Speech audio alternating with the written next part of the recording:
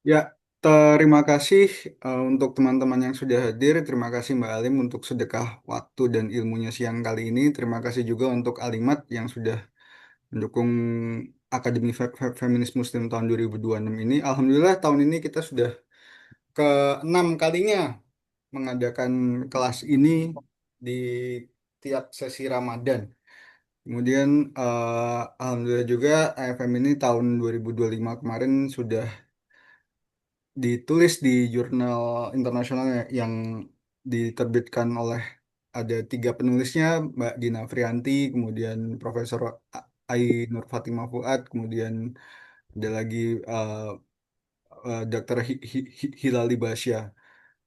Untuk sesi siang ini, Mbak Alim akan menerangkan mengenai feminisme dalam pandangan Islam. Kemudian besok, 8 Maret 2026, Mbak Alim akan menjelaskan mengenai gender dalam Islam. Untuk teman-teman yang mengikuti 2 sesi berturut-turut lulus gitu ya, maksudnya lulus dalam artian selesai, insya Allah akan mendapatkan sertifikat. Untuk selanjutnya saya serahkan pada Mbak Alim. Makasih. Baik, terima kasih Mas Adi. Bismillahirrahmanirrahim. Assalamualaikum warahmatullahi wabarakatuh. Salam sehat, salam kebaikan, salam Indonesia yang binika untuk kita semuanya. Salam kesetaraan dan keadilan untuk kita semuanya. Baik, terima kasih teman-teman sekalian atas waktu dan juga eh, motivasinya untuk ikut acara ini. Dan seperti tadi sudah disampaikan oleh Mas Adi, ini kerjasama dengan Alimat, KUPI, Kongres Ulama Perempuan Indonesia, dan memang ini diinisiasi dari setelah pengukuhan saya ya, jadi guru besar kajian gender saat itu tahun 2020. Sehingga bagian daripada bentuk wakaf keilmuan saya untuk masyarakat, maka kemudian kita menyelenggarakan Akademi Feminis Muslim. Di tahun pertama kita sampai ada sekitar 4 kali sesi ya, kalau tidak salah ya, baru kemudian per tahun setiap bulan Ramadan kita adakan. Nah, teman-teman sekalian, ini nanti akan ada sertifikat yang mengikuti utuh ya, dan itu bisa digunakan masuk dalam CV teman-teman kalau pernah mengikuti pendidikan ataupun course tentang Akademi Feminis Muslim. Yang itu biasanya akan menjadikan pertimbangan ya kalau kita mau apply entah sebagai konsultan ataupun untuk apply project ataupun untuk mendaftarkan pekerjaan ya, misalnya itu juga bisa menjadi nilai tersendiri karena sudah pernah mengikuti acara ini begitu. Nanti mungkin dituliskan di sana ya mengikuti Akademi Feminis Muslim di bawah bimbingan Profesor Alimatul Kiptiah. Nah, itu saya pikir untuk konteks Indonesia sudah banyak yang tahu ya siapa saya gitu kalau isu-isu perempuan itu gitu. Baik, nah teman-teman sekalian, saya coba share screen yang sudah saya siapkan ya terkait dengan materi kita yang pertama pada siang hari ini ya, yaitu terkait dengan feminisme dalam Islam. Nah, jika tertarik, ini adalah produk buku yang dihasilkan oleh alumni AFM. Jadi nanti kalau tertarik kita bisa kumpulkan teman-teman siapa yang akan tertarik menulis. Nanti saya sebagai editornya, lalu kemudian bisa kita terbitkan ya untuk bersama-sama gitu ya. Ini dulu jejak langkah feminis Muslim muda ya. Yang ini gabungan dari beberapa alumni AFM, Akademi Feminis Muslim, beberapa kali pertemuan begitu. Jadi kayaknya mungkin Mas Adi dan teman-teman kita bisa menggerakkan kembali ya supaya ada tindak lanjutnya setelah kita mengikuti AFM ini. Baik, nah untuk yang 2 hari ini ya kita akan mempelajari diskusi terkait dengan persoalan ini. Ya, selama ini sebenarnya memang kita selalu Zoom karena dulu diinisiasi sejak pandemi ya. Saya punya pikiran untuk tahun depan gitu Mas Adi atau kapan-kapan kita mungkin hybrid ya.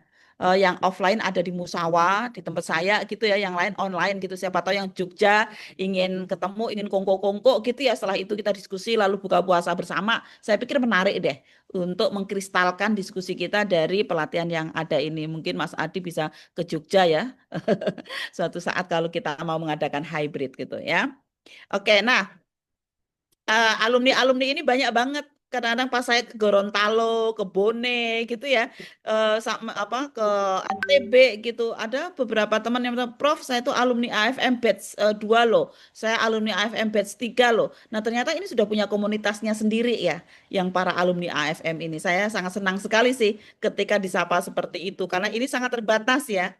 Ini ada sekitar 27 yang hadir, walaupun yang daftar 60-an sih sebenarnya. Akan selalu begitu, yang datang akan lebih sedikit daripada yang daftar ya, itu akan selalu begitu ya, sehingga nggak ada masalah sedikit pun. Kalau kita berkualitas maka itu akan menjadi champion untuk menegakkan nilai-nilai kemanusiaan yang ada. Baik, jadi ada beberapa hal yang ingin kita bincangkan tentang paham dan sejarah feminisme, lalu feminisme dalam Islam, miskonsepsi tentang feminis Muslim, arah gerakan feminis Muslim, gender dan pemanaannya, gender dalam Islam, dan upaya menguatkan kondisi yang berkeadilan dan berkesalingan. Hari ini kita sampai kepada arah gerakan feminis Muslim ya. Untuk besok jam 1 siang akan kita lanjutkan untuk isu-isu gender begitu. Nah, ini tadi profil saya. Ya, tadi mungkin sudah disampaikan juga sedikit oleh Mas Adi. Saya 5 tahun 3 bulan di Komnas Perempuan dan berakhir April kemarin. Dan sekarang sudah kembali ke kampus dengan damai. Artinya tidak terlalu banyak kasus-kasus yang dihadapi kan begitu ya. Bukan berarti ketika di Komnas saya tidak damai-damai juga gitu. Tapi sepertinya apa kasusnya tidak terlalu banyak gitu. Nah, yang update-nya untuk tahun ini saya penerima gender penerima Anugerah 2025 Promoting Women's Empowerment and Social Inclusion Award dari Kedutaan Australia ya, dan juga ini belum saya tuliskan di sini, saya saat ini juga Associate Director dari ICRS ya, Indonesian Consortium for Religious Studies, yang itu merupakan lembaga yang memayungi 3 kampus, yaitu UGM, UIN, dan UKDW. Jadi saya kesehariannya selain di UIN Fakultas Dakwah dan Komunikasi program S2 KPI, saya juga ada di ICRS. Saya lihat ini teman-teman banyak yang S2 KPI yang ikut bergabung. Terima kasih teman-teman semuanya. Nanti kalau kurang mendalam bisa kita diskusikan poin-poin pentingnya di kelas ya dari 2 hari pertemuan ini begitu. Oke. Nah, pertama nih, saya akan masuk pada apa sih sebenarnya arti feminisme itu. Mungkin teman-teman bisa tuliskan di chat apa arti feminisme dan mengapa ada feminisme. Oke, silahkan ya, karena kita interaktif ya pelatihannya. Silahkan tulis di chat.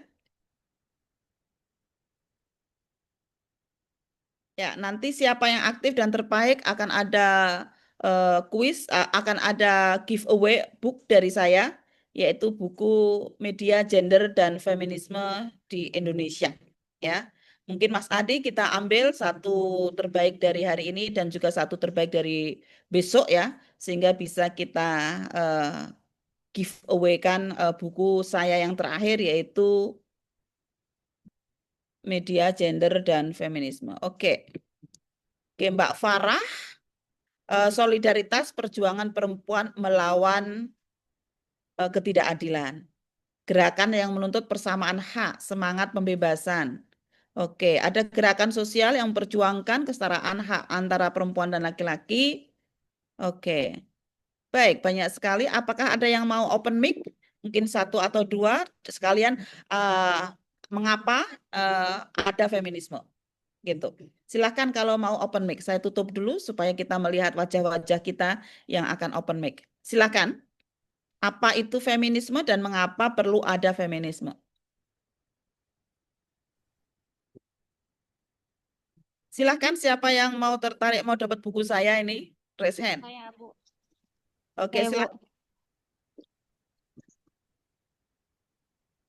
Halo, terdengar suara saya? Ya, silahkan. Mungkin sambil diperkenalkan ya, nama siapa, dari mana, begitu. Oh iya, Baik, perkenalkan nama saya Wani Afriani, saya dari Sulawesi Tenggara. Mohon maaf sebelumnya Bu, tidak bisa on cam karena saya berada di toko jadi tidak memungkinkan. Oke, Eh, nah, Baik Bu, jadi menurut saya feminisme adalah suatu gerakan di mana perempuan yang mau bergerak dan menyatukan visi misinya dalam em, membentuk dirinya menjadi dirinya sendiri serta memberikan pemahaman kepada orang selain perempuan tentang perempuan itu sendiri. Jadi memberikan pemahaman, memberikan arah gerakan serta em, cara bagaimana seharusnya perempuan itu ada. Kemudian kenapa feminisme itu penting? Karena masih banyaknya perempuan yang takut dengan dirinya, masih banyak perempuan yang ragu dengan dirinya.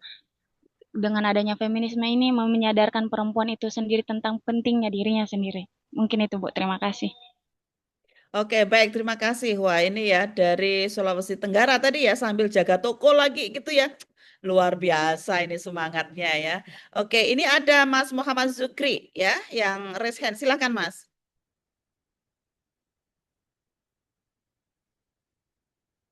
Bisa open mic? Silakan Mas Muhammad Zukri ya. Mm-mm. Halo bro, Ya, silakan. Dari mana posisi? perkenalkan saya Muhammad Zukri Darmawan dari Riau. Eh, Terdengar bro? Ya, ya, terdengar dengan baik. Silakan Mas Zukri. Nah, untuk feminisme itu sendiri adalah gerakan yang peduli terhadap gender, terhadap perempuan dan isu-isu gender, serta eh, memperjuangkan keadilan bagi gender. Sudah Untuk mengapa eh, ada? Mm-mm. ya, ya, untuk mengapa feminisme ini tetap harus ada, ya karena memang selagi ketidakadilan itu ada, maka feminisme harusnya ada. Oke, baik. Terima Mungkin kasih. mungkin gitu. Ya, terima kasih Mas Zukri ya dari Riau yang jauh juga begitu ya. Oke, teman-teman sekalian, saya lihat di chat juga ramai ya menjawab terkait dengan persoalan ini begitu.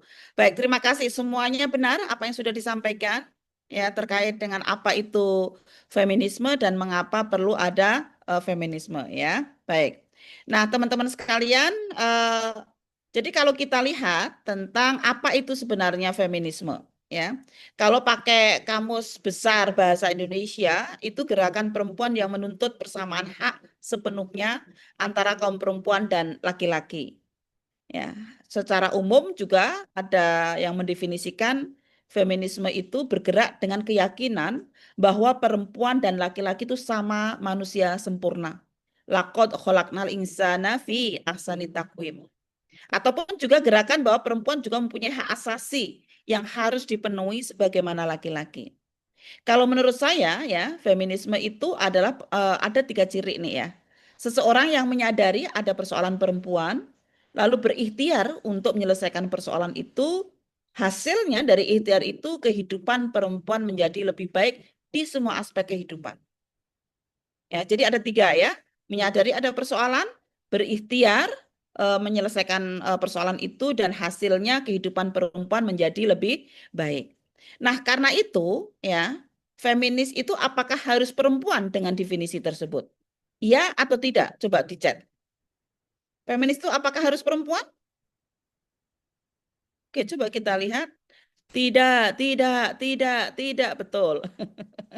Ya, pintar. Tidak. Tidak ya, Mbak Virus ya.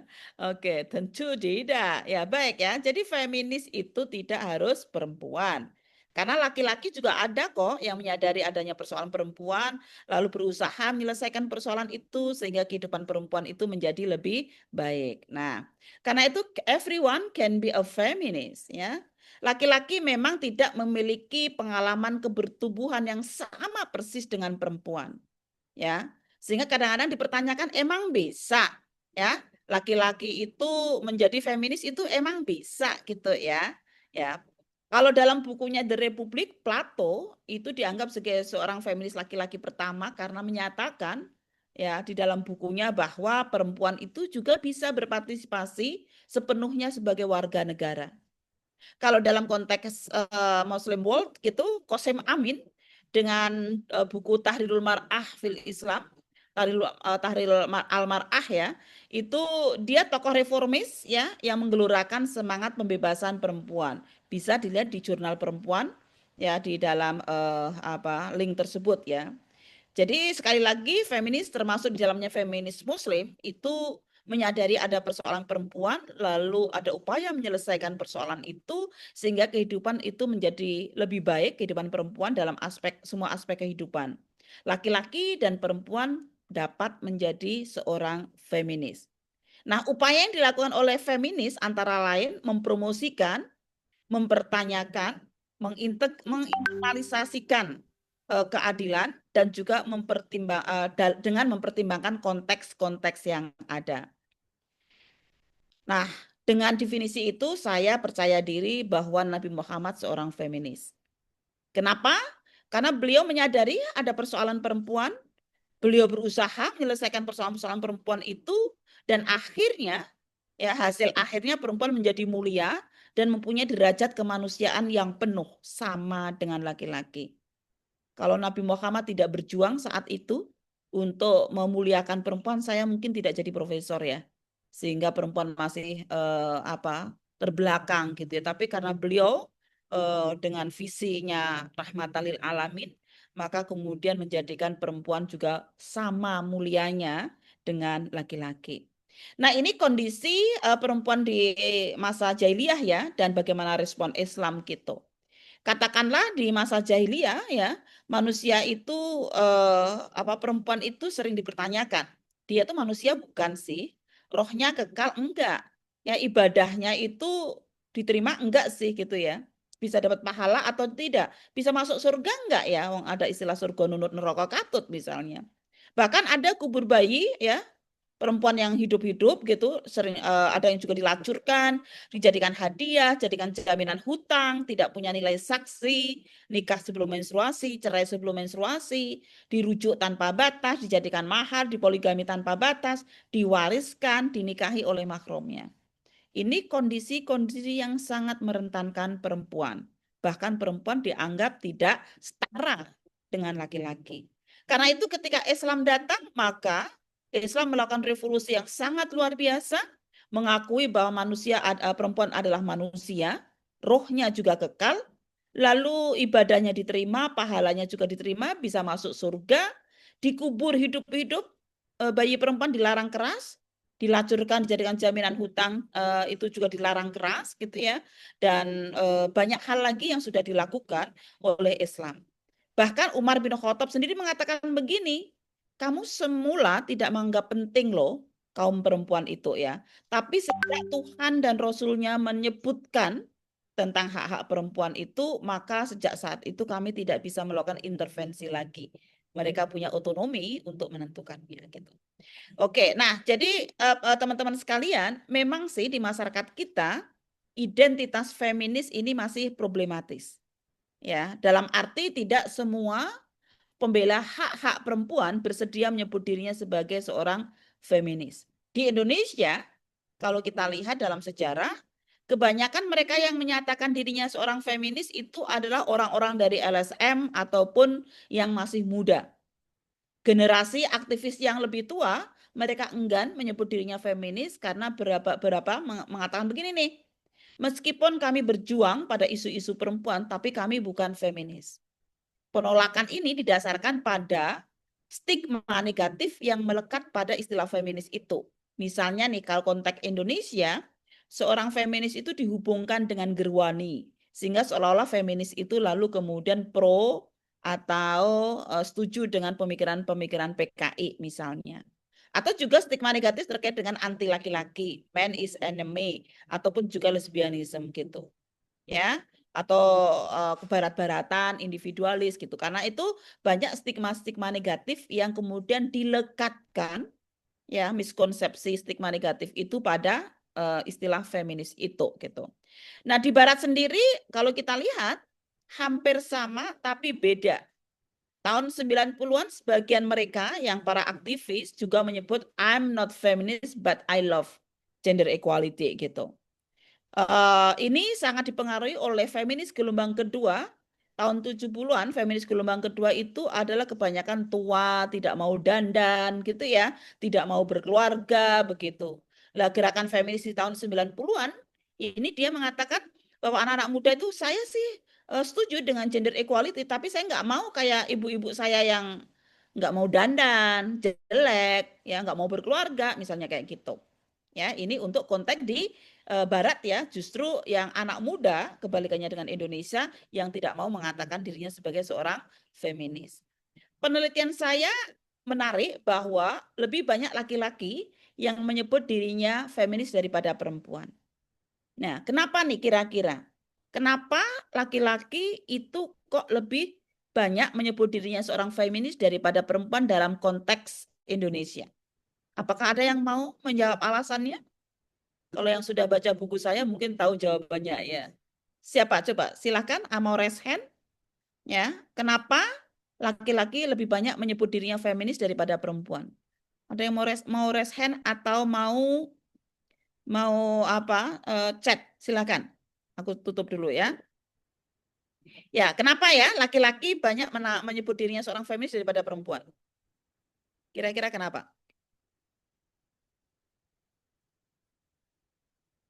Oke, bisa di chat ataupun mau angkat tangan.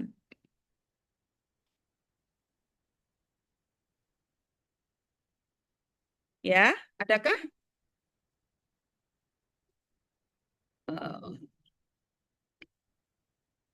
Oke, saya tuliskan di sini supaya lebih jelas.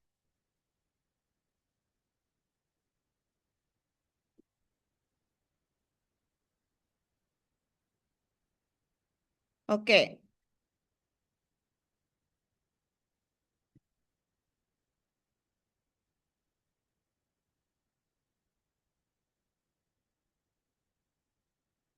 Ya, saya share ya sebentar.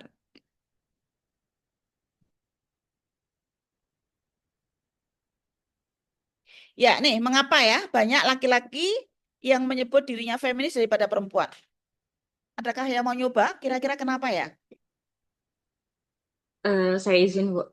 Silakan, Mbak Siti. Hmm, Ya, dari mana juga tolong disebutkan ya. oh ya, kenalkan saya Nurkaya Basri dari Makassar.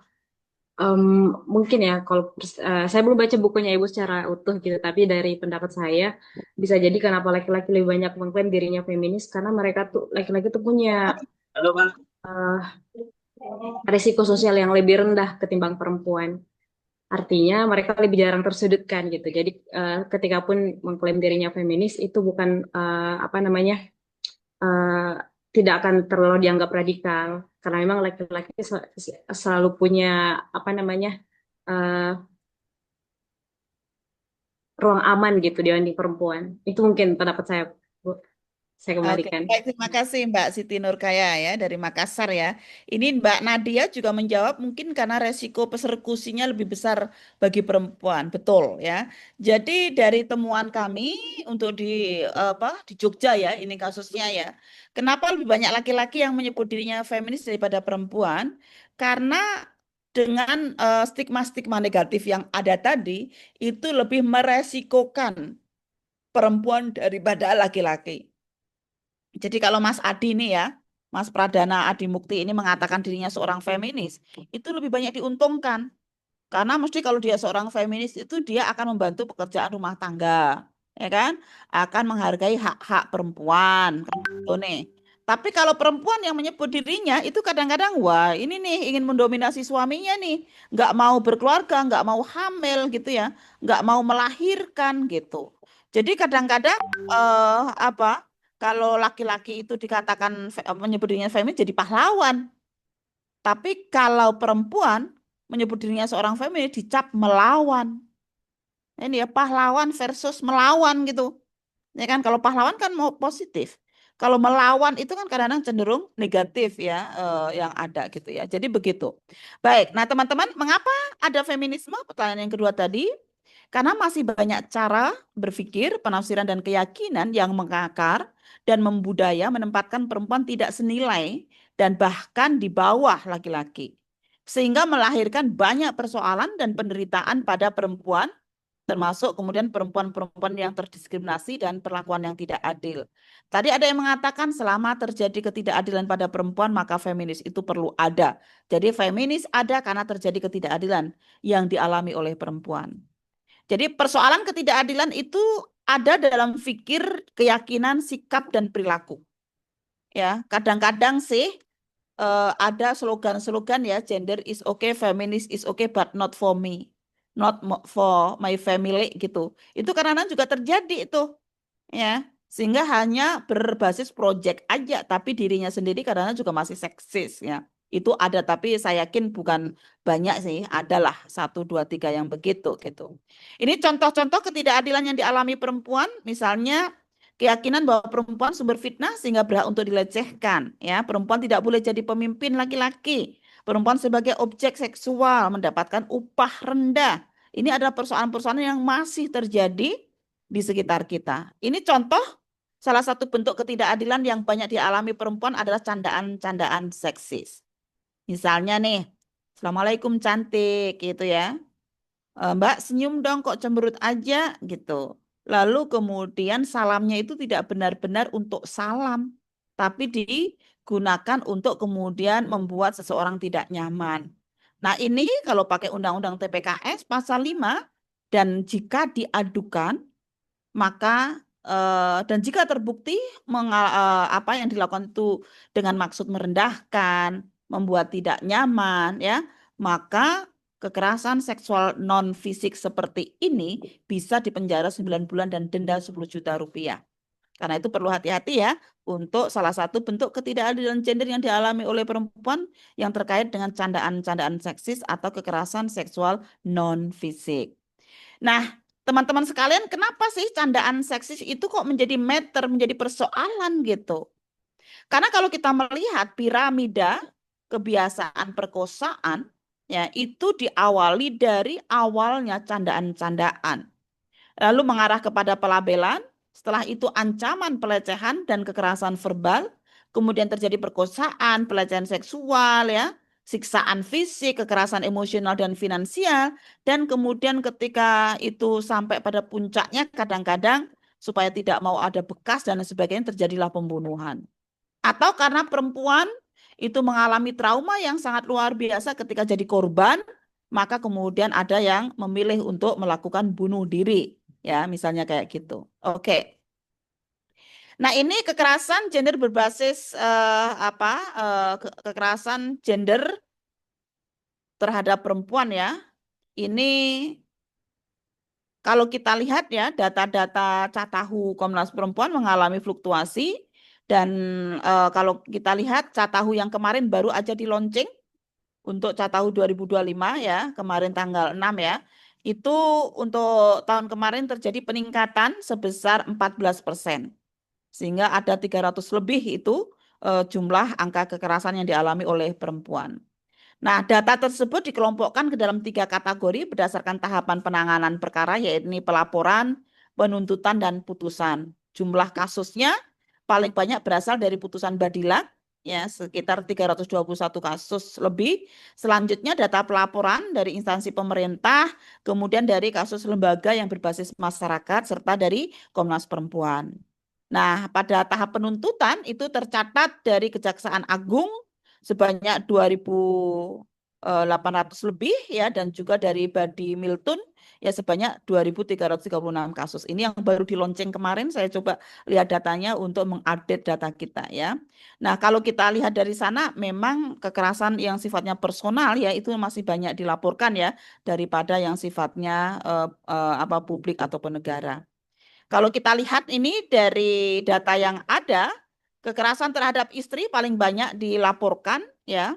Kemudian KDP dan KMP, kekerasan dalam pacaran dan kekerasan mantan pacar umur 18 sampai 24 tahun juga banyak dilaporkan. Kekerasan psikis seksual adalah yang paling banyak dilaporkan. Ini data-data yang juga dari Komnas Perempuan ya. Tapi masih belum berdasarkan yang kemarin di lonceng, ini masih yang tahun yang lalu gitu. Karakteristik usia korban dan pelaku ini kalau kita lihat ya, usia korban cenderung lebih muda daripada pelaku, tingkat pendidikan korban juga lebih rendah daripada pelaku. Dan yang menarik ada sekitar 7-9% pelaku itu adalah orang-orang yang seharusnya melindungi korban, dihormati oleh korban, yaitu siapa? Misalnya ASN, dosen, guru, aparat penegak hukum, TNI, Polri, tenaga medis, pejabat publik, tokoh agama yang kalau kita lihat secara detail itu ada sekitar 7-9% selama ini ya. Oke. Nah, teman-teman sekalian yang saya hormati, kalau kita lihat data ya misalnya ini dari data Infit ya, itu masih ada persoalan masyarakat kita yang menyalahkan korban. Memang ini riset tahun 2021 kalau tidak salah ya, perlu dicek lagi mungkin dengan adanya Undang-Undang TPK yang disahkan, Permendikbud tentang tindak pidana kekerasan seksual atau pencegahan penanganan kekerasan seksual disahkan ya, itu mungkin sudah berubah ya. Tapi ini tetap akan menjadi PR bahwa masih banyak yang menyalahkan korban. Ya 70% ya. Responden setuju perempuan diperkosa atau dilecehkan secara seksual karena pakaiannya terbuka atau mengundang. Ini adalah hal-hal yang terkait dengan menyalahkan korban yang itu akan menjadi lebih merentankan ya si korban itu. Jadi dia bukan hanya masalah perkosaan yang dialami, tapi dia mengalami reviktimisasi. Saya berharap teman-teman alumni AFF ya, ketika menghadapi persoalan kasus kekerasan seksual itu tidak kemudian menyalahkan korban ya, teman-teman semuanya begitu. Oke, nah ini tadi sudah saya sampaikan sekitar 9% ya. Secara detailnya orang-orang yang seharusnya melindungi malah menjadi korban, menjadi pelaku begitu. Kekerasan di dunia pendidikan itu juga bukan hanya mitos, ini sudah banyak laporan-laporan yang ada gitu terkait dengan kasus-kasus yang sudah dilaporkan dan juga sudah dikasih sanksi ya, baik ringan, sedang maupun berat. Memang sih pelakunya kalau di dunia kampus masih didominasi antar mahasiswa, lalu dosen, tendik ya, dan juga pejabat struktural dan 12 warga kampus ya. Ini laporan yang kemarin ya, belum sampai yang terkini ya. Ini per Februari 2024 begitu.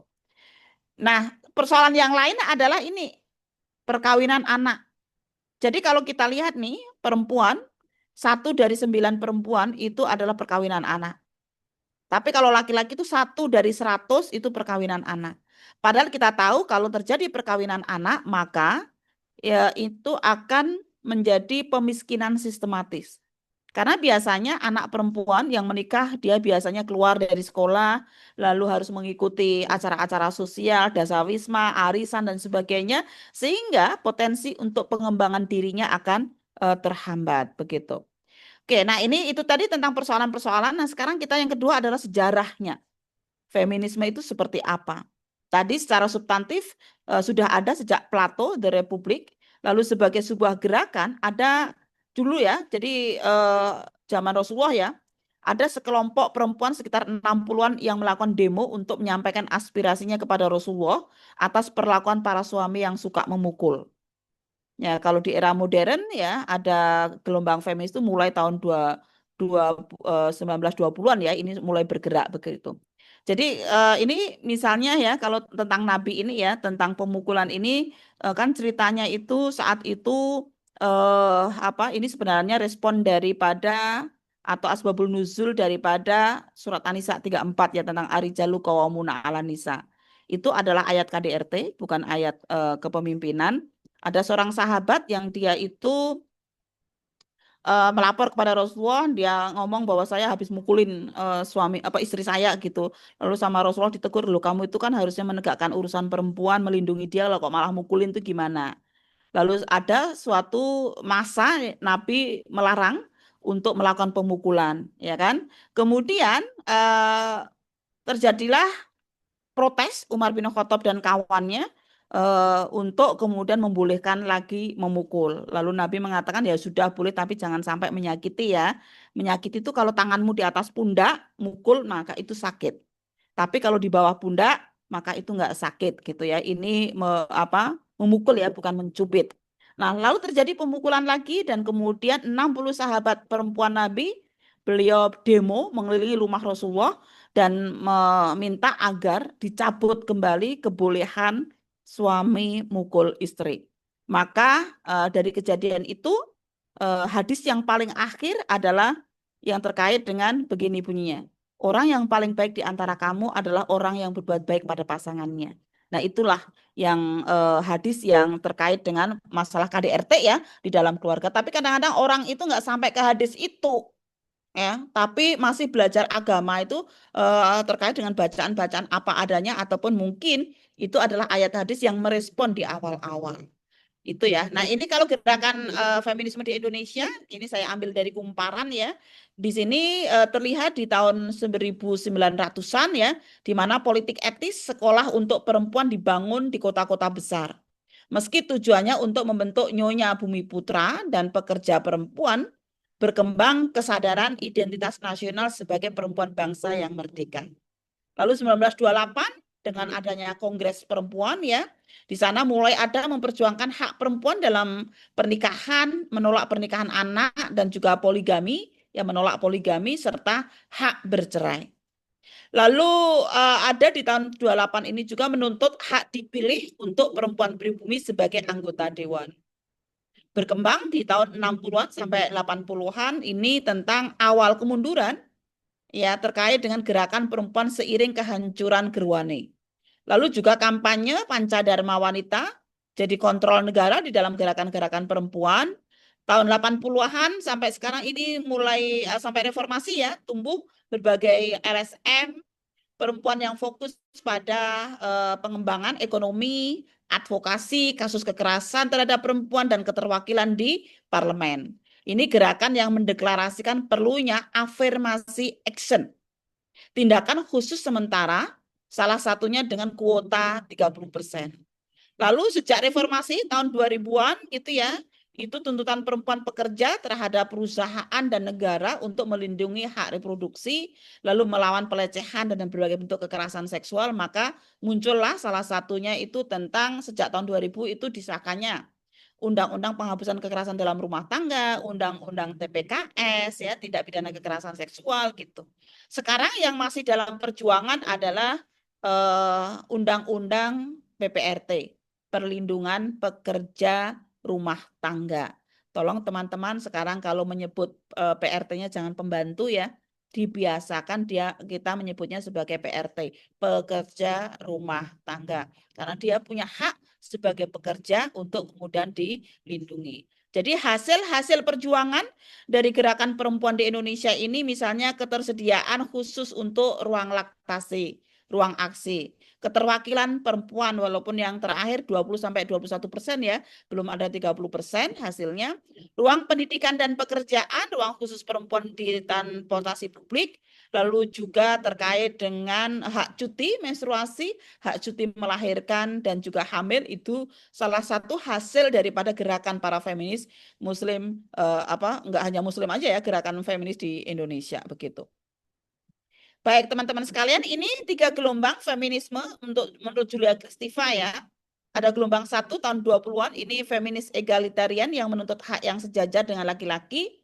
Yang paling berkembang di sini liberal dan marxis feminis. Lalu gelombang kedua 60-an, ini ada diskusi-diskusi perbedaan radikal antara perempuan dan laki-laki, sehingga radikal feminis ini ada muncul di gelombang kedua, anggapan bahwa penyebab daripada kekerasan yang dialami oleh perempuan adalah budaya patriarki, itu menguat ada di sini. Lalu gelombang ketiga ini adanya eksistensi paralel yang menggabungkan ketiga yaitu Islamic feminis, Muslim feminis itu muncul di sini ya, dan juga post modern feminis. Di sini ada banyak buku yang dengan bell hook dari From the Center to Margin, From the Margin to the Center ya misalnya. Lalu juga bukunya Mohanty misalnya Feminist Without Border itu mulai muncul di tahun 90-an ini, dan ini ya gerakan feminis muslim juga mulai menguat kembali di tahun 90-an ini ya, 90-an gitu. Oke, nah teman-teman sekalian, kalau kita mencoba merefleksikan apa yang ada di Indonesia nih ya. sejarah gerakan feminis di Indonesia, dalam sejarah posisi perempuan di Indonesia itu relatif bagus daripada tempat lain. Modal sosialnya cukup tinggi. Di Indonesia itu bahasanya genderless, tidak menganut gender. Dan adanya dia ya, kita nggak punya she, nggak punya he, nggak punya hua, nggak punya hia, ya. Tapi kita di dalam utamanya di tradisi Jawa ya, itu sangat kuat sekali tentang filosofi garwo. Suami istri itu adalah sigaraning nyowo. Kalau bahasa lagunya anak-anak itu separuh aku adalah milikmu gitu. Itu a half of the soul gitu. Lalu juga ada tradisi terkait dengan bilateral kinship. What does it mean by bilateral kinship? Bilateral kinship itu adalah yang mengacu kepada nama seseorang itu dia bukan mengambil nama ayah atau ibunya, tapi namanya sendiri. Jadi kayak nama saya Ali Matul Kiptiah ini adalah nama saya sendiri. Kiptiah itu bukan nama ayah atau bukan nama ibu saya. Lalu juga kepemimpinan perempuan tercatat dalam sejarah ya. Di Aceh itu hampir 30 tahunan kalau tidak salah Sultanah Aceh itu menjadi pemimpin di sana. Di tradisi-tradisi kuno Jawa juga banyak ya terkait dengan tokoh-tokoh perempuan di sana. Namun demikian memang muncul tantangan, misalnya gerakan konservatifisme atau literalis 1970-an yang berjuang menjadikan syariah law itu menjadi undang-undang. Lalu juga munculnya Orde Baru ya yang kemudian menawarkan state ibuism, yang mana muncul adanya dharma wanita tapi nggak ada dharma pria. Sampai saat ini ya masih eksis gitu. Kami selalu juga mengisi dharma wanita di Kementerian Dikti ya. Gitu saya sampaikan ya sudah ada dharma wanita tapi tolong dimanfaatkan untuk tidak merendahkan perempuan kan begitu. Karena untuk menghapuskan susahnya gitu ya. Oke, nah faktor pengaruh gerakan feminis di Indonesia itu ada faktor internal, organisasi-organisasi perempuan sendiri yang mempunyai perbedaan pemahaman terhadap isu gender. Ada perbedaan sameness sama difference theory. Ada misalnya di tahun 1928 paham tentang poligami itu juga mengalami perbedaan di kalangan para gerakan perempuan saat itu. Lalu faktor eksternal, ideologi gender pemerintah, kemudian pengaruh-pengaruh internasional, lalu pengaruh-pengaruh pembaharuan dan pengaruh kelompok Islamis konservatif ya, itu juga mempengaruhi tentang gerakan perempuan yang ada di Indonesia. Misalnya nih, kalau gender ideologi pemerintah ya Orde Lama itu tidak begitu memperhatikan pada gerakan perempuan, tetapi perempuan malah lebih independen. Tahun 1955 itu ada partai politik yang khusus diusung oleh perempuan. Tapi berikutnya nggak ada gitu ya, gitu. Tapi pernah ada saat itu. Di Orde Baru sebenarnya negara ini memperhatikan gerakan perempuan, tetapi untuk keperluan politik dengan adanya state ibuism itu. Dan tahun 78 didirikan Menteri Peranan Wanita. Di masa reformasi ini mengubah Menteri Peranan Wanita menjadi Menteri Pemberdayaan Perempuan dan Perlindungan Anak, mengesahkan instruksi Presiden nomor 9 tahun 2000 tentang pengarus utamaan gender di semua kegiatan pembangunan. Lalu juga ada Undang-Undang PKDRT, Undang-Undang Perlindungan Anak, Undang-Undang TPKS ya, yang itu juga berkontribusi secara positif terhadap gerakan perempuan di Indonesia. Nah, Islamis Conservative Group ini cukup mempengaruhi ya. Misalnya dulu pernah awal-awal ya ada perda-perda diskriminasi 421 perda yang mengatur kewajiban jilbab dengan ukuran tertentu, pemisahan yang ketat antara laki-laki dan perempuan, termasuk juga pembatasan ya, bukan hanya pemisahan, pembatasan aktivitas perempuan untuk tidak boleh keluar malam tanpa muhrim gitu ya. Dan juga ada beberapa yang karena mereka sangat kuat sekali tidak setuju dengan gerakan feminis. Kelompok-kelompok ini antara lain misalnya Indonesia Tanpa Feminis ya. Dia kecenderungannya punya pemikiran-pemikiran seperti itu gitu. Nah, Islamic progresif pembaharuan ini para modernis santri atau neomodernis ya, kelompok yang memperjuangkan dengan prinsip the world of human being is measured by the person character. Artinya apa? harga diri seseorang itu diukur dari karakter dia, perilaku dia, bukan dari keturunan ataupun hartanya. Dan kelompok pembelajaran ini berdialog dengan Barat dalam menguatkan ilmu pengetahuan dan politik guna mengembangkan masyarakat Muslim yang modern. Progresif Muslim mengembangkan pemikiran dan praktek yang mengakomodasi keberagaman. Ada istilah fresh istihad, fresh interpretation of Islamic sources yang dan juga reformulasi of Islamic fiqh misalnya ya. Ini banyak dan kata Esposito ini sesuatu yang penting segera untuk dilakukan begitu. Oke. Nah, ini yang international influence ya, meningkatkan kesadaran bahwa perempuan di dunia mengalami persoalan yang sama yang dipicu oleh budaya patriarki. Menguatkan pengetahuan, keterampilan, dan strategi untuk menyelesaikan persoalan perempuan, membangun network secara internasional, kerjasama pusat studi wanita misalnya ya dengan Ford Foundation, United Nation, Asia Foundation ya, kemudian Lapis Oloi, SIDA, Getsi, Inklusi, Mampu, Jitu ya. Lalu juga banyak sekali program-program yang mengarah kepada penguatan hak-hak perempuan ya, termasuk juga mekanisme pemantauan internasional ya, itu semakin kuat dengan adanya laporan SIDO, UPR, CSW ya itu secara internasional cukup mempengaruhi secara signifikan dalam gerakan-gerakan perempuan termasuk di Indonesia. Nah, sekarang ini kita masuk kepada feminis muslim ya. Kita tahu feminis muslim itu menguat tahun 1990. Feminis muslim meyakini bahwa Islam mengajarkan keadilan dan kesetaraan antara laki-laki dan perempuan dan antara kelompok sosial yang berbeda.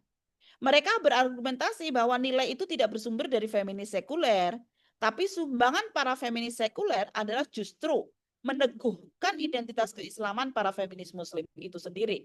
Kenapa meneguhkan? Karena feminis sekuler kuat dengan toolnya, tool of analysisnya. Lalu tool of analysis itu digunakan untuk mencoba mencari makna terdalam keadilan substantif yang ada di dalam Al-Quran. Sehingga kebanyakan para feminis muslim itu malah justru semakin menguatkan keislamannya, bukan meninggalkan keislamannya. Tujuan feminis muslim adalah mengembalikan nilai-nilai keadilan yang menjadi semangat ajaran Al-Quran dan juga dicontohkan oleh Rasulullah. Misalnya nih ada salah satu pidato yang sangat-sangat menarik, Maria Ulfah Santoso, tahun 1932, jadi sebelum merdeka nih. Dia saat itu ditunjuk sebagai ketua Proyek Ordinansi Perkawinan, cikal bakalnya Undang-Undang Perkawinan nomor 1 tahun 74. Ya. Dia sudah mempunyai pemikiran begini nih, yang sangat menarik ya. Perkawinan harus didaftarkan.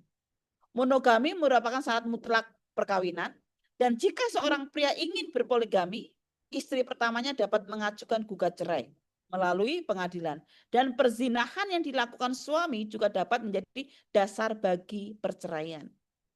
Karena itu saya katakan kenapa menguat tahun 1990, karena pemikiran-pemikiran feminis muslim itu sebenarnya kalau kita lacak sudah ada sebelum Indonesia ini merdeka.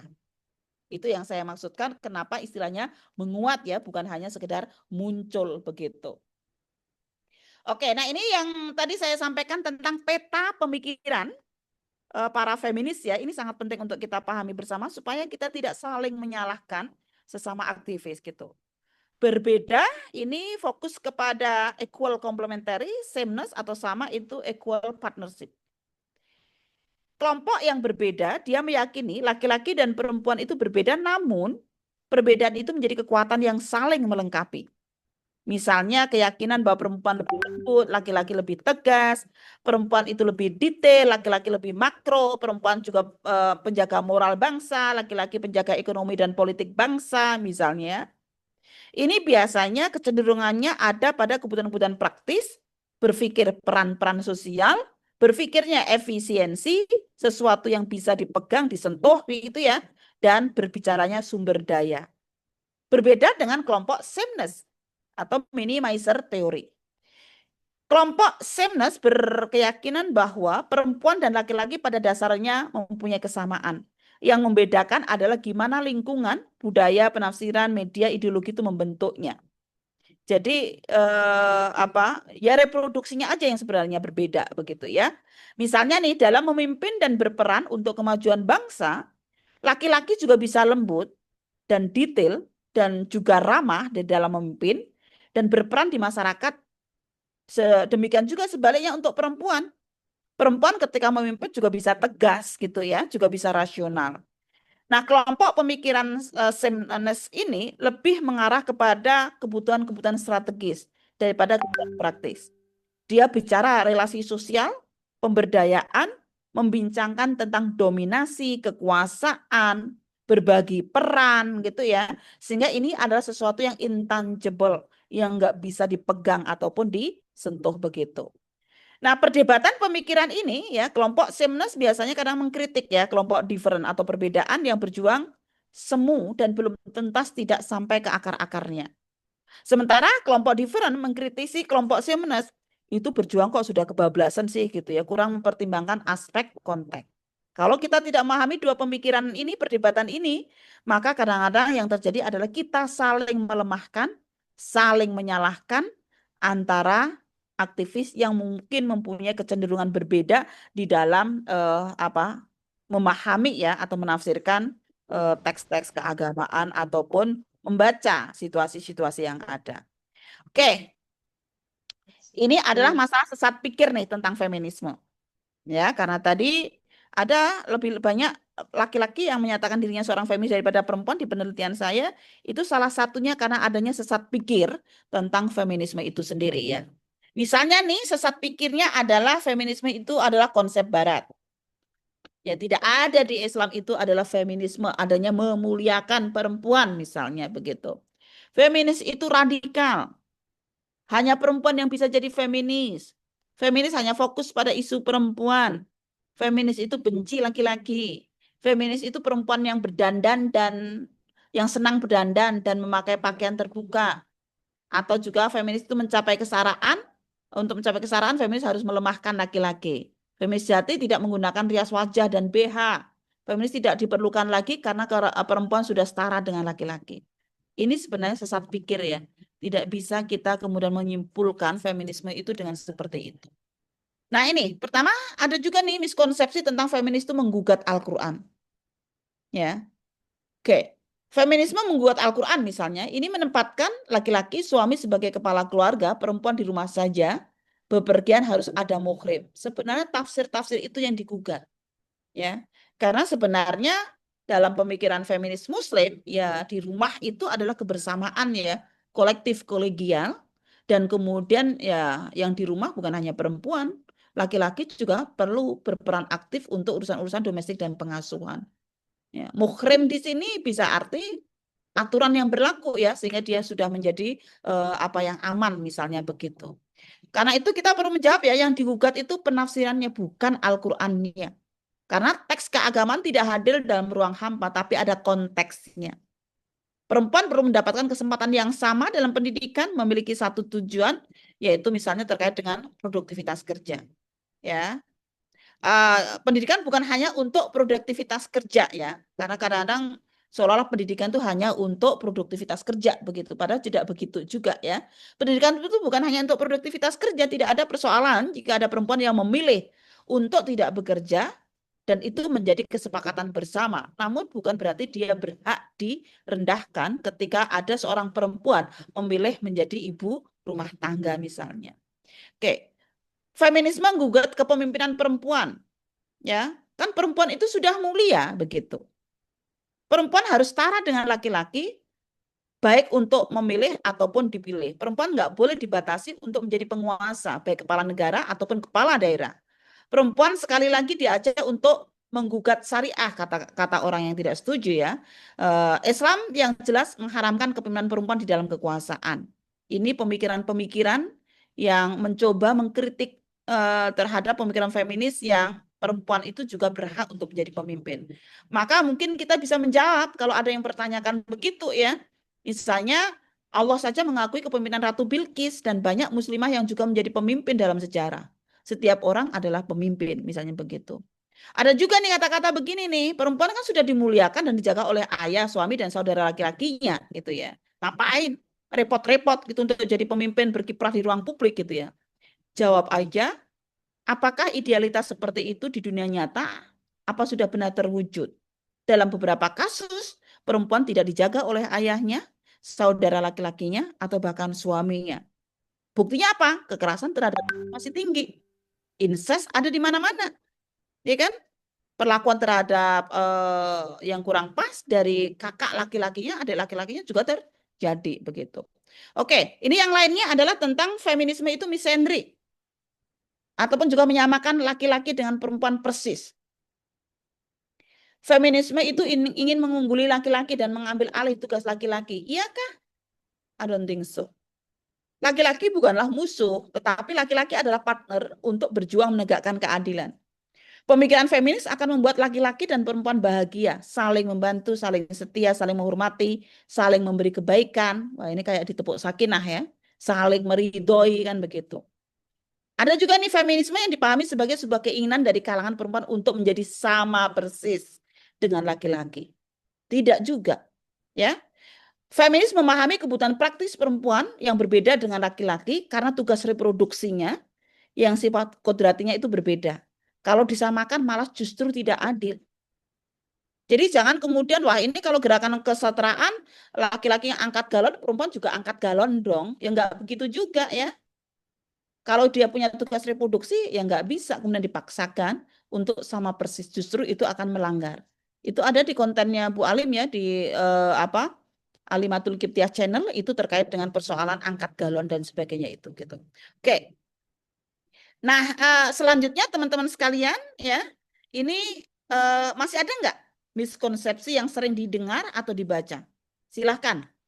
Ini tadi kita bicara miskonsepsi, apakah masih ada lagi yang mungkin didengar atau dibaca selain apa yang sudah tadi kita coba jelaskan?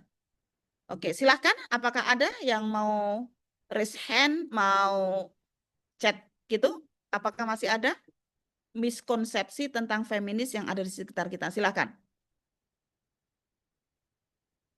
Mbak Maulida, apakah ingin menjelaskan? Mungkin ada nggak sih kesalahpahaman yang sering terjadi di sekitar kita yang terkait dengan gerakan perempuan? Ada nggak?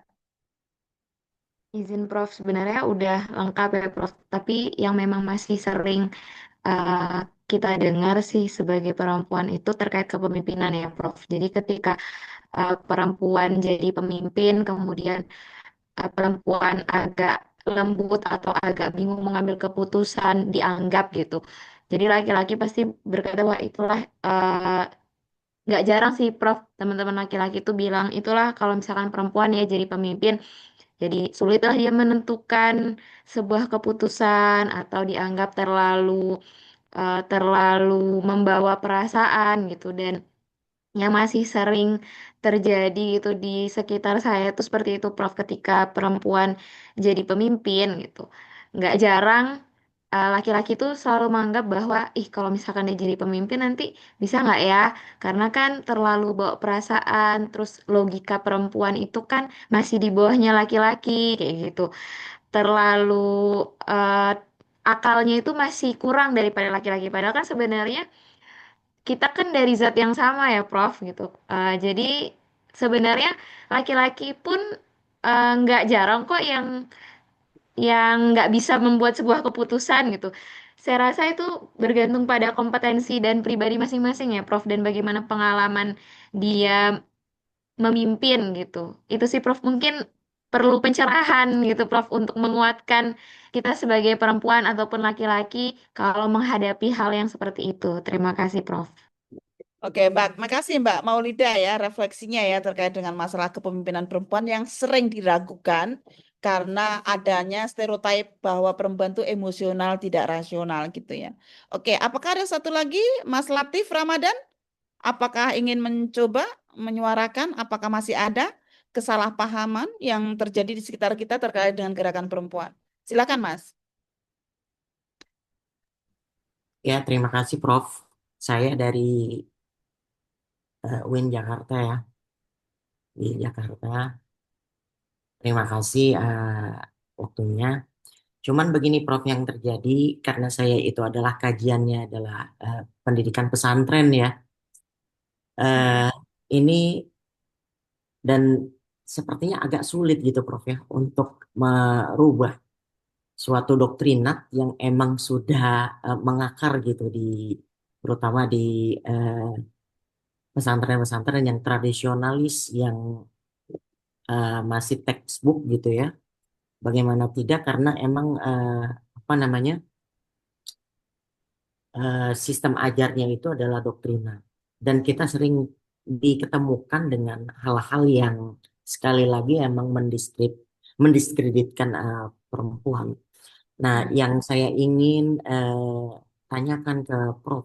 Alim, bagaimana begitu Prof ya untuk kita waktunya untuk berdimensi gitu atau strategi kita ini yang sebagai pejuang feminis untuk merubah apa namanya yang dalam artian doktrin-doktrin itu yang sangat mendiskreditkan atau saya sampai pikir begini apa diubah aja lah diatur aja kurikulum pesantren itu sehingga apa namanya lebih menginikan perempuan. Nah, jadi seperti apa begitu Prof ya untuk merubah dimensi pemikiran yang sampai sekarang mungkin, apalagi kita ditambah lagi dengan kita tahu ya bahwasanya anak pesantren itu sami nawato nah gitu. Nah, itu kalau misalkan ada pemikiran sedikit agak condong ke kiri, misalkan langsung di labeling dan sebagainya. Nah, itu bagaimana Prof ya untuk seperti itu. Terima kasih Prof Alim. Oke, tadi Mas Latif ya menyebutkan salah satunya ya para feminis gerakan itu kiri gitu ya, yang kemudian susah untuk masuk ke pesantren untuk melakukan perubahan gitu ya. Oke, ini ada satu Mbak Uswatun Hasannya, raise hand, silakan Mbak Us. Dari mana Mbak Uswatun? Izin Prof, Assalamualaikum warahmatullahi wabarakatuh. Saya Uswa dari Purwokerto. Sebenarnya sebelumnya saya sudah apa menuliskan di kolom chat, tapi memang saya pengen mendengar pencerahan dari Prof terkait dengan menurut saya ini masih menjadi miskonsepsi terkait dengan perempuan imam seperti itu ya Prof ya. Apalagi selalu yang menjadi andalan dari para ulama-ulama laki-laki itu kan ayat terkait ar-rijalu qawwamu 'alan nisa ya gitu ya Prof ya. Jadi apa namanya kira-kira dalam feminis muslim itu memposisikan terkait dengan penafsiran ayat ini kira-kira bagaimana Prof? Mohon ininya pencerahan. Terima kasih Prof.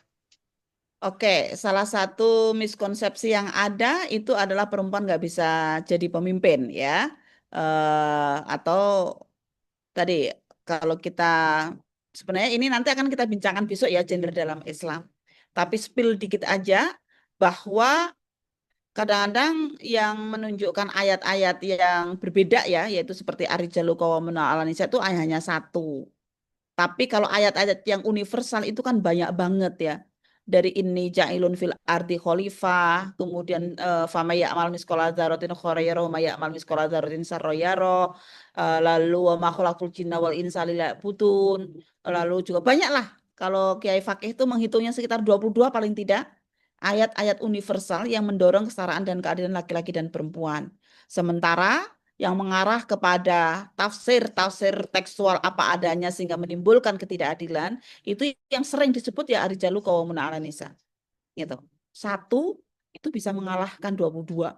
Kadang-kadang karena budaya patriarki yang ada. Nanti besok siang akan kita bahas ya gender dalam Islam tentang kepemimpinan. Sehingga mungkin kita kita tangguhkan dulu Mbak Uswatun Hasanah, besok semoga bisa ikut hadir lagi gitu. Oke, ini Mbak Gina juga resen, silakan Mbak Gina. Halo, Assalamualaikum. Apakah suara saya terdengar? Terdengar dengan baik. Dari mana Mbak Gina? Oke, baik Prof. Perkenalkan nama saya Gina. Saya dari Surabaya, Prof. Saya kuliahnya di UIN Sultan Ampel Surabaya.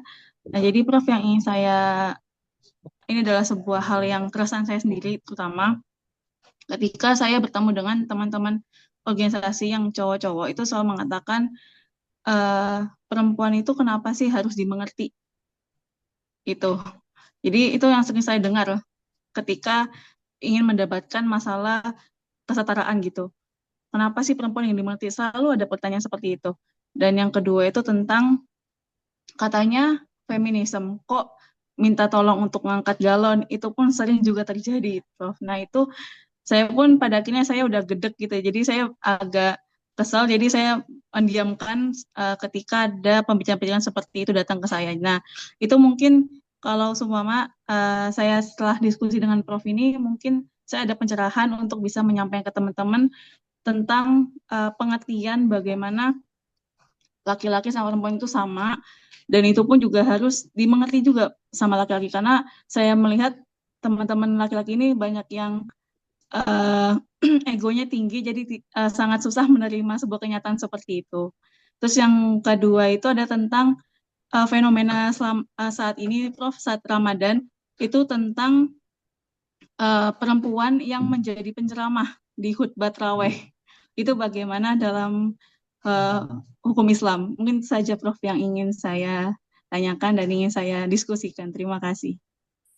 Oke, menarik sekali ya Mbak Gina ya. Tadi terkait dengan persamaan ya dan kesetaraan dan keadilan kan begitu ya. Kita sama dalam APKM, akses, partisipasi, kontrol dan manfaat sama, tetapi di dalam persoalan-persoalan kegiatan-kegiatan tertentu itu perlu penting sangat memperhatikan kesehatan reproduksi perempuan. Ya. Bisa jadi sih ada perempuan yang kuat juga ngangkat galon, ada juga gitu. Tapi kalau dia sedang punya tugas reproduksi yang berat kan susah juga ya untuk kemudian disamakan dengan angkat galon kan gitu ya. Ada reproduksi yang perlu dijaga oleh si perempuan itu. Tapi kan itu tidak kemudian berdampak kepada berarti kurang pinter dong. Enggak juga. Ya kan? Emang otaknya yang angkat galon kan fisiknya yang angkat galon. Ya kan? Kemudian yang kedua adalah kok perempuan tuh pengen selalu dimengerti sih gitu ya. Loh kita tuh juga pengen mengerti laki-laki loh. Bukan hanya perempuan aja yang pengen dimengerti. Karena sebenarnya sangat individual differences. Bukan laki-laki perempuan, tapi setiap individu itu beda-beda. Yang penting untuk dimengerti. Apa sih sebenarnya kesukaannya, apa pantangannya, apa hal-hal yang membuat dia nyaman atau tidak nyaman misalnya begitu ya. Kalau masalah penceramah tarawih perempuan ya, ini sebenarnya juga masalah besok ya untuk gender dalam Islam. Tapi mungkin saya spill dikit ya, mungkin Mbak Gina juga bisa lihat konten di YouTube saya sudah ada saya pembahasan. Ada sekitar 70-an satu ya sampai hari ini konten-konten di YouTube saya yang dibantu oleh Mbak Retno. Mbak Retno juga ada di sini nih terkait dengan masalah termasuk tentang pembahasan perempuan penceramah gitu ya. Mahasiswa S2 saya Mbak Erlina di KPI juga sedang meneliti tentang bagaimana sih fenomena perempuan penceramah di kampus-kampus di Jogja.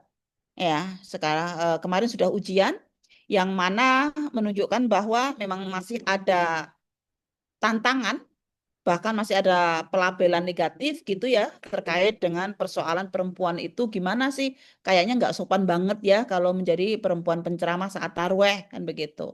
Tapi di Unisa itu 50%, jadi gantian laki-laki perempuan untuk perempuan penceramah taraweh. Di UIN saat ini juga ada 70% ya.